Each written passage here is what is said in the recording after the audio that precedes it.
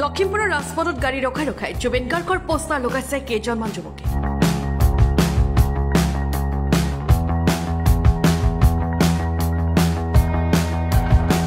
এফালৰ পৰা যুৱক কেইজনে বাছ, ই-ৰিক্সা, টেম্পো সকলোতে এইদৰে লগাই গৈছে পোষ্টাৰ।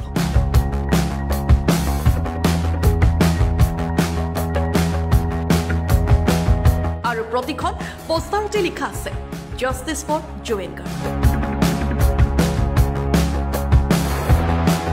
লখিমপুৰৰ অসম জাতীয়তাবাদী যুৱ ছাত্ৰ পৰিষদৰ এক ব্যতিক্ৰমী পদক্ষেপ।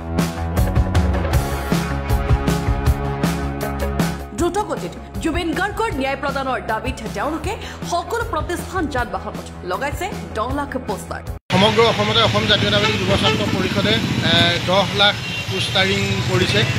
বিভিন্ন অনুষ্ঠান প্ৰতিষ্ঠান, বিভিন্ন যান-বাহন আদি সকলোতে জাষ্টিছ ফৰ জুবিন গাৰ্গ, যিটো অসমৰ সকলো ৰাইজে, সকলো জনসাধাৰণে বিচাৰি আছে যে জুবিন গাৰ্গৰ যিটো ন্যায়, এই ন্যায়টো ত্বৰান্বিত হ'ব লাগে।